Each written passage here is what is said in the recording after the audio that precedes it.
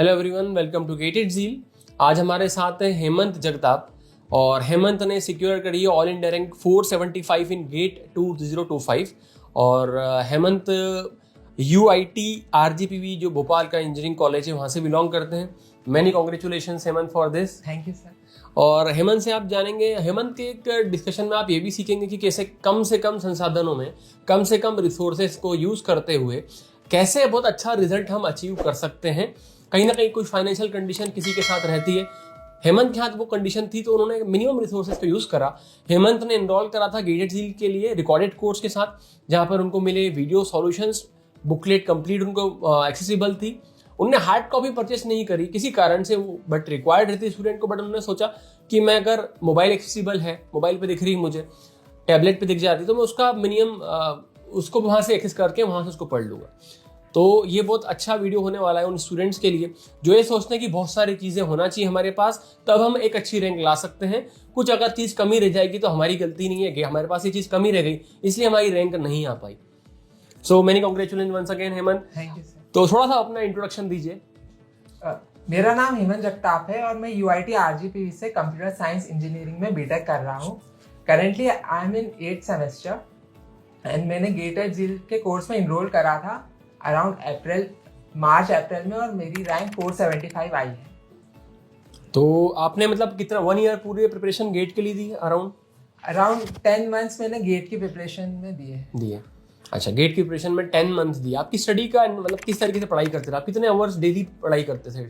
Daily around 8 to 10 hours तो हो ही जाता था। मतलब वीडियोस देखे, उन्हें रिवाइज करा, नोट्स बनाने में ही पूरा टाइम चला था। मतलब आपने फिर स्टडी का आपका क्या कल्चर कैसा रहा? किस तरीके से आप पढ़ाई करते थे? शुरुआत से बताइए। शुरुआत जो बच्चा कर रहा है वो बच्चे देख रहे हैं, शुरुआत कर रहे हैं। शुरुआत में मेरा ऐसा प्लान था कि मैं पूरा प्लान बना लेता था कि इतने समय में इतना कोर्स हो जाना चाहिए with practice material, PYQ and test series. और वो नहीं होता था तो 2-3 दिन एक्सटेंड करके तो वो पूरा कंप्लीट करके ही दूसरा मैं टॉपिक या दूसरा सब्जेक्ट स्टार्ट करते थे। मतलब आपके पास रिकॉर्डेड कोर्स था तो आप यहाँ पे देखिए, लाइव और रिकॉर्डेड कोर्स का ये भी एक चैलेंज रहता है कि आपको खुद को सेल्फ डिसिप्लिन होना बहुत जरूरी है। अदरवाइज क्या होता है कि आपको कंप्लीट कोर्स आपके पास रहता है और हर दिन लेक्चर आगे बढ़ते रहते हैं। अगर आपने उसको नहीं पढ़ा कोई लेक्चर को, कोई चीज को, तो वो तो नेक्स्ट आगे बढ़ती जा रही है। तो आपको डीमोटिवेट नहीं होना है, सेल्फ मोटिवेट होना भी जरूरी है। तो हेमंत, मैंने जानना चाहूंगा कि जैसे आपको पूरा कंप्लीट कोर्स था तो आपने रिकॉर्डेड कंप्लीट कवर करा उसको अच्छे से, उसके बाद जब आप टेस्ट देते थे, है ना, टेस्ट सीरीज में कैसे आपके मार्क्स आया करते थे? टेस्ट सीरीज में मेरे ये फुल लेंथ टेस्ट में 40 to 50 मैक्सिमम आए मार्क्स से, और 2 या 3 बार ही 60 प्लस आए थे। अच्छा। और 70 प्लस तो कभी नहीं आए, पर गेट एग्जाम का वो पेपर थोड़ा इजी था तो वहाँ 70 प्लस आ गए। अच्छा, कितने मार्क्स आपके आए अभी? 74 आए थे सेट 1 और नॉर्मलाइज होके 70.84। ओके। बुकलेट के बारे में रिव्यू हम जानना आते हैं। गेटेड झील की बुकलेट के क्या रिव्यू है आपके बच्चे अगर सुन रहे हैं? गेटेड झील का बुकलेट तो बहुत अच्छा है, बेसिक और एडवांस दोनों मिलते हैं। मतलब मेरे पास टाइम का थोड़ा कंस्ट्रेंट था तो मैंने सिर्फ बेसिक करा है, ऑपरेटिंग सिस्टम का एडवांस भी करा था हाफ। बाकी सब्जेक्ट का एडवांस नहीं करा है, बेसिक बुकलेट से ही हो गया था सब। फिर टेस्ट सीरीज, इतने सारे टेस्ट है तो उनसे काफी रिवीजन में हेल्प हुई थी। सबसे ज्यादा रिवीजन राउंड टेस्ट 1 में पर सब्जेक्ट के 2 टेस्ट होते हैं। हाँ। उसमें अराउंड 60 प्लस क्वेश्चंस होते हैं हर सब्जेक्ट के, तो उससे पूरा सब्जेक्ट रिवाइज आपका मतलब। और वो मैंने 2-3 बार करे हैं। मतलब मुझे कुछ भी रिवाइज करना रहता था तो मैं कॉपी रिवाइज करके वो जो टेस्ट जो मैंने पहले दिए थे राउंड टेस्ट 1 के, वही 60 to 65 क्वेश्चंस रिवाइज कर लेते। मतलब आप टेस्ट को देख करके आपका रिवीजन प्रिपरेशन आप रिवीजन करते थे बेसिकली। सबसे अच्छी चीज आपको क्या लगी गेटेड झील में? सबसे अच्छी चीज वो वीडियो सॉल्यूशंस ही लगे, क्योंकि कई सारे क्वेश्चंस तो नहीं बन पाते हैं। मतलब कॉपी में मैम ने पढ़ाया है अच्छे से, बट वो फ्रेम क्वेश्चंस डिफरेंट फॉर्म्स में होते हैं तो एग्जाम के उस टाइम कांस्टेंट में नहीं बनते हैं। तो वीडियो वो सॉल्यूशन पढ़ के भी उतने अच्छे से क्लैरिटी नहीं आती है, बट वीडियो सॉल्यूशन में आशीष सर, बसंत सर और अर्चित सर ने सारे टॉपिक्स काफी डीपली समझाए, तो एक क्वेश्चंस, तो वो बहुत अच्छा था। और मैंने सारे सॉल्यूशंस देखे हैं। मतलब तो मैं स्टूडेंट्स को ये कहना चाहूँगा, फिर वो भी जो रिकॉर्डेड कोर्स ले रहे हैं या फिर वीडियो सॉल्यूशन हम लोग बनाते हैं, स्टूडेंट क्या करते हैं, हार्ड कॉपी बुकलेट ली, सॉल्व करा और फिर अगर नहीं आता तो वो आंसर की या सॉल्यूशन देखते हैं। बट वीडियो सॉल्यूशन कहीं ना कहीं वो देखना मिस कर देते हैं। बट वीडियो सॉल्यूशंस में होता ही है, उसका काफ़ी बेनिफिट ये भी है कि हम कभी वो चीज़ जो लिख के नहीं बता पाते तो हम वीडियो सॉल्यूशंस के अंदर उसको बहुत अच्छे से डिस्क्राइब कर देते हैं, ताकि स्टूडेंट के माइंड में वो कंसेप्ट बिल्कुल बैठ जाए, ताकि जब उसको एग्जाम में वो क्वेश्चन दिखे, फेस करना पड़े, तो उस टाइम पे उसको वो कंसेप्ट क्लिक हो और उसको अप्लाई कर पाए। यही मेन इंटेंशन रहता है वीडियो सॉल्यूशंस का। अच्छा, नेक्स्ट मैं जानना चाहूँगा कि डाउट हैंडलिंग जो फैसिलिटी ग्रेडेड झील की है उसके बारे में आप क्या कहेंगे? डाउट हैंडलिंग फैसिलिटी भी काफ़ी अच्छी है। एक चैट एप्लीकेशन है जहाँ पे आप डाउट्स पूछ सकते हैं और within 1 and 2 hours reply आ जाता है। अच्छा, कभी ऐसा हुआ कि आपको सेटिस्फाइड ही नहीं हुए डाउट से, यार ये जो सर ने बताया समझ में नहीं आ रहा, फिर आपने उसको क्वेरी करी तो किसी ने रिप्लाई नहीं करा हो, ऐसा कुछ कभी? नहीं, ऐसा कुछ कभी नहीं हुआ। कभी कभी लॉन्ग डाउट्स, डिफिकल्ट डाउट्स होते हैं तो टाइम लग जाता है, मतलब कि रिप्लाई आने में भी टाइम लग जाता है, और नहीं आया तो अपन वापस पूछ सकते हैं। बिल्कुल। और सर को टैग करके पूछ सकते हैं तो सर ही रिप्लाई करेंगे। ये बहुत अच्छी चीज़ है। बिल्कुल करेक्ट। अगर आप जिससे फैकल्टी से जानना चाहते हैं कि पर्टिकुलर या मेंटर्स भी हमारे रहते हैं, फैकल्टीज भी अवेलेबल रहती है, जिस भी फैकल्टी से डाउट पूछना उनको टैग कर सकते हैं। पर्टिकुलर सब्जेक्ट्स अपन डिवाइडेड रहते हैं, तो उसके थ्रू भी डाउट्स जैसे हेमंत के सॉल्व हुए और हेमंत सेटिस्फाइड है। और हर सब्जेक्ट के डिफरेंट चैट सेक्शन है, तो उसमें काफ़ी फायदा होता है। मतलब आपको जिस सब्जेक्ट का डाउट है उसके चैट सेक्शन में जाना है, इसे एक सिंगल चैट सेक्शन नहीं है। करेक्ट। डिस्कशन की अलग अलग बैच बनी हुई है। इसका मतलब ये होता है कि एक ऐसा प्लेटफॉर्म चैट कॉमन नहीं है कि सारे बच्चे उसी कॉमन चैट में CN, OS, DV में सभी के डाउट डाल रहे हैं। इनका कहना है कि अलग अलग बैच बनी हुई, तो डिस्कशन जो देते हैं सेग्रीगेट रहते हैं, ताकि बच्चे को क्लियर रहे कि उसने OS का डाउट पूछा तो OS वाली बैच में पोर्ट करा होगा, और वहाँ पे पर्टिकुलर OS के डाउट सारे एक साथ चलते रहते हैं। अच्छा हेमंत, मैं जानना चाहूंगा कि आपकी रिवीजन स्ट्रेटेजी कैसी रहती थी, कैसे रिवाइज करते थे आप? रिवीजन स्ट्रेटेजी तो कॉपी प्लस टेस्ट, मतलब कॉपी रिवाइज करी और पुराना टेस्ट रिवाइज कर लिया। मतलब या पूछे फुल टेस्ट भी होते हैं सब्जेक्ट के, फुल टेस्ट रिवाइज कर लिया, या स्पेसिफिक टॉपिक करा है आप रिवाइज करा है तो उस टॉपिक का टेस्ट भी होता है, मतलब टॉपिक 1, 2, 3, 4 करके, तो वो वाला टेस्ट जाके रिवाइज कर लिया। मेरी स्ट्रेटेजी तो यही है, रिवीजन, टेस्ट के थ्रू रिवीजन। अच्छा, एक और बात बताना चाहता हूँ कि जैसे बच्चे प्लेसमेंट के लिए जाते हैं, गेट कहीं ना कहीं छोड़ देते हैं या गेट को सेकेंडरी लेते हैं, हेमंत ऑलरेडी प्लेस्ड हैं, वो भी हम जानेंगे। हेमंत किस कंपनी में आप प्लेस थे, क्या पैकेज था आपका? मैं TCS कंपनी में प्लेस्ड हूँ एट 9 LPA। अभी ज्वाइनिंग लेटर नहीं आया है, बट अभी मेरा ऑन कैंपस प्लेसमेंट लगा है। करेक्ट। तो यहाँ पर एक अच्छे पैकेज के साथ भी हेमंत काम कर रहे हैं, और आगे आपका क्या प्लानिंग है हेमंत? कहाँ आपका टारगेट, इंटेंशन क्या, कहाँ जाना है आपको? किस IITs में या PSU में, क्या आपका टारगेट है? टारगेट ओल्ड IITs और PSU है, वो जो मिलेगा मैं उस पर आपकी प्रायोरिटी डिसाइड नहीं है, बट आपकी प्रायोरिटी IITs या ओल्ड IITs PSU आपकी प्रायोरिटी है। Very good. अच्छा, कभी ऐसा होता है हेमंत कि जैसे बच्चे टेस्ट दे रहे हैं अभी भी, और पहले भी कोई नया बच्चा तैयारी करता है शुरू में, या कभी भी ऐसा हो सकता है कि कोई टफ सब्जेक्ट हो तो उसके मार्क्स टेस्ट में उतने कम हो जाते हैं, तो टेस्ट कम मार्क्स आपके भी आए होंगे कभी, जैसे आपने बताया कि आप 50-60 की रेंज में वर्क करते थे, तो लो मार्क्स के साथ आपने कैसे डील करा, और जो गलत हुए क्वेश्चन उनसे सीखा कैसे? लो मार्क्स के साथ ऐसा डील करा कि जो क्वेश्चंस नहीं बने हैं, जो गलत हुए उनको देख लिया कैसे बने हैं, और जो आपने भी करे उनको भी देख लिया, तो वीडियो सोल्यूशन से काफ़ी हेल्प हुई थी।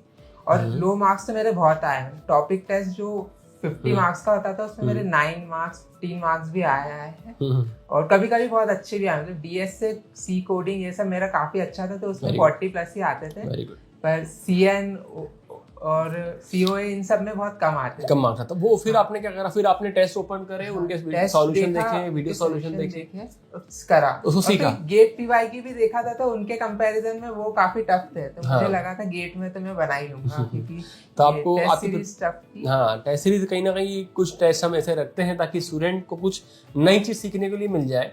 अगर वो सिमिलर गेट PY की तरह ही टेस्ट सीरीज बन जाए तो फिर बच्चा सीखेगा कहाँ से? उसको लर्निंग एबिलिटी डेवलप करने के लिए हम थोड़ा सा एक लेवल मेंटेन रखते हैं ग्रेड झील का, वो रिक्वायर्ड है। जैसे कि हमने प्रीवियस वीडियो में देखा था आशीष कुमार यादव का, जिनकी ऑल इंडिया रैंक 29 है। ग्रेड झील की टेस्ट सीरीज का क्या इंपॉर्टेंट रोल रहा उनके पूरी प्रिपरेशन में, आप उस वीडियो के अंदर देख सकते हैं। ठीक है, तो नेक्स्ट मैं पूछना चाहता हूँ आपसे हेमंत की टाइम यूटिलाइजेशन, आपने किस तरीके से कितना टाइम दिया गेट की प्रिपरेशन में? पर डे कितने ओवर आप पढ़ाई करते थे? डेली 8 to 10 आवर्स तो हो ही जाता था, उससे ज़्यादा भी हो जाता था, पर ऑन एन एवरेज 8 to 10 तो हो ही जाता था। 8 to 10 आवर रेगुलर आप? सुबह से मार्च से रेगुलर, मार्च के बाद आप रेगुलर रहे, 8 से 10 घंटे रेगुलर पढ़ाई करी आपने? क्योंकि मैं पूरा न्यू था, मतलब मैंने उससे पहले कभी पढ़ा नहीं था, बस C और DA से ही आता था मुझे, बाकी कुछ आता नहीं। ओके तो जैसे एक चीज लो मार्क्स आपने बताया कि लो मार्क्स के लिए आपने वीडियो देखा दोबारा देखे और उसको उसके क्या आपने शॉर्ट नोट्स वगैरह बनाते थे जैसे कि शॉर्ट नोट्स तो नहीं बनाए या फिर गलती की डायरी कुछ बनाते कोई गलती की डायरी भी नहीं बनाई मतलब जो टॉपिक अपने टेस्ट में पढ़ा है वो अगर अपनी कॉपी में नहीं है तो मैं ऊपर एक सेक्शन होता है वो बार के ऊपर तो वही लिख लेता था। अच्छा वहाँ पे लिख देते थे कि अगर मैं वापस रिवाइज करूंगा तो वो नोट पढ़ लूंगा ऊपर।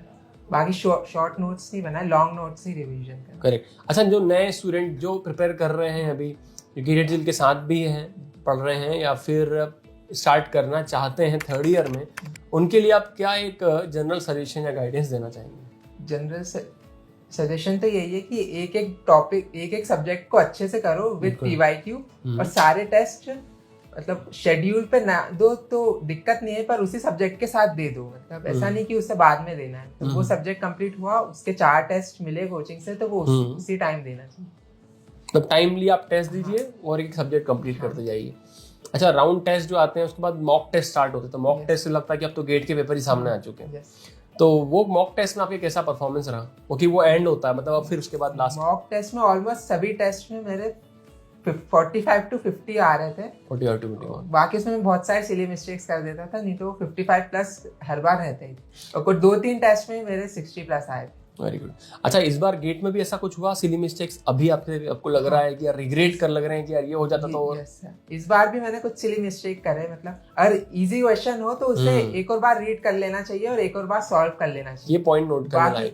एक क्वेश्चन आया था कैशे वाला तो उसमें लग रहा था कि वो सीरियल है तो सीरियल ही था बट उनने पैरेलल फॉर्म में मेमोरी टाइम दिया हुआ था तो वो वापस रीड करा मैंने तब सही करा नहीं तो सब बच्चों ने 12.50 लगा दिया मैक्सिमम स्टूडेंट्स ने पर उसका आंसर 11.85 था। करेक्ट। तो मैंने एक और बार रीड करा तब बाकी कुछ क्वेश्चंस में मैंने गड़बड़ कर दी बाकी वापस रीड करता तो अच्छा है। इजी क्वेश्चंस वापस रीड कर लो रीड करना सिली मिस्टेक्स जो होती है वो इजी क्वेश्चन में होती है ये देखना ये स्टूडेंट से नहीं हुई इस बार हेमंत ये गेट वालों से भी हो गई सिली मिस्टेक। कैसी मिस्टेक?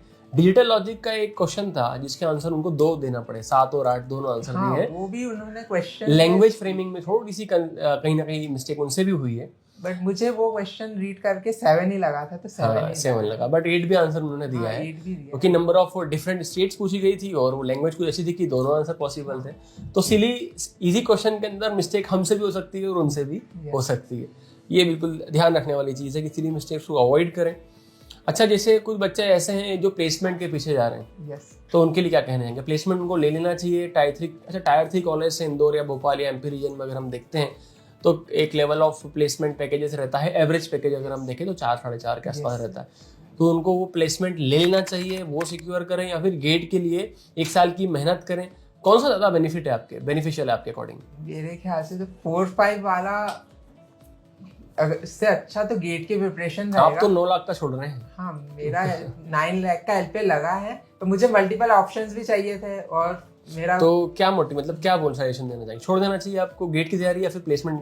गेट की तैयारी के बाद तो आगे 20+ लगने के चांसेस तो काफी ज्यादा हो गए और यहाँ पे 9 LPA या 4 LPA से स्टार्ट भी करा तो 2-3 साल बाद ही शायद 15 तक पहुंचे। मुश्किल है। हाँ, और वो भी मुश्किल है और कंपनीज जो रहती हैं वो भी बहुत अच्छी आती हैं आईटीज के अंदर। हाँ, यहाँ पे लिमिटेड कंपनीज है और सबका तो अच्छा नहीं होता मैक्सिमम स्टूडेंट्स का तो 3-4 पे ही होगा तो वो भी दिक्कत। तो मतलब अपन एक सजेशन भी दे सकते हैं एज ए स्टूडेंट क्योंकि स्टूडेंट जनरली ये सोचते हैं कि यार गेट कोचिंग वाले हैं क्लासेस वाले हैं तो ये तो गेट की तैयारी का ही बोलेंगे और मुझे बट हम स्टूडेंट्स से ही जनरली ये चीज़ बुलवाना चाहते हैं या सुनना चाहते हैं कि आपके क्या सजेशन है क्या उनको रिस्क ले करके या फिर हम कहें रिस्क भी कहाँ करें एक सेफ जोन हम तो कहते हैं GATE is like a safe zone उसको गेट की तैयारी करना चाहिए आगे बढ़ना चाहिए अपनी लाइफ में या फिर प्लेसमेंट पैकेज की तरफ जाना चाहिए तो हम स्टूडेंट से ही जानना चाहते हैं और हर स्टूडेंट जो गेट की तैयारी भी करता है और या फिर तैयारी कर रहा है या टॉपर वहाँ से निकल चुका है वो हमेशा फर्स्ट प्रायोरिटी पर गेट को ही रखता है। यस और मुझे मल्टीपल ऑप्शंस भी चाहिए थे काफी समय मिलता है तो वेस्ट करने से अच्छा तो मैंने सोचा था गेट की प्रिपरेशन कर लेते हैं कोडिंग तो 2nd-3rd ईयर में करके रखी थी। ये हेमंत के पास क्योंकि उन्होंने अर्ली स्टार्ट करा 3rd ईयर कंप्लीट मतलब 4th ईयर में स्टार्ट करा था तो हेमंत के पास टाइम भी था कॉलेज का तो उन्होंने मैनेज भी करा बहुत अच्छे से उस चीज़ों को कॉलेज के अंदर अगर मिनिमम वेटेज मतलब अटेंडेंस क्राइटेरिया उसको फुलफिल करने के साथ उन्होंने अपने कॉलेज की स्टडी के साथ गेट को बैलेंस करा। अच्छा ये भी एक चैलेंज रहता है स्टूडेंट को कि दोनों चीज़ों को कैसे बैलेंस करा जाए क्योंकि आप 3rd-4th ईयर में थे तो आपने कैसे करा उसको बैलेंस? वो तो हो गया था, मतलब सुबह जल्दी उठ सकते हो, मतलब मैं तो सुबह जल्दी उठता हूँ और रात मतलब 6 आवर्स ही सोता हूँ मैं, मतलब मुझे ज्यादा दिक्कत नहीं है। अच्छा, तो आपने सुबह जल्दी उठ के कॉलेज का बेसिक पढ़ाई कर ली, कॉलेज चले गए, फिर वहां से अपन ने इवनिंग में फिर जो टाइम था उसमें अपनी गेट की प्रिपरेशन पूरा टाइम दिया, और जो फ्री आवर्स जैसा आपने बताया उस टाइम पर आपने 6 to 10 आवर पूरा आपके पास समय था जो गेट के लिए दिया। ओके, आई होप कि मैंने स्टूडेंट के वो सारे पॉइंट्स कवर करेंगे होंगे जो स्टूडेंट को जानना है, समझना चाहिए या रिक्वायर्ड है उनके लिए। और ऑल द बेस्ट हेमंत, आप जो लक्ष्य को लेकर के आपने गेट की तैयारी शुरू करी थी वो आपको बिल्कुल अचीव होना ही चाहिए, और हम हमेशा आपके साथ हैं। अगर कुछ भी आपको पोस्ट गाइडेंस सपोर्ट भी हो तो गेटेड झील आपके लिए हमेशा अवेलेबल रहेगा। Thank you very much for taking out your time. All the best. Thank you.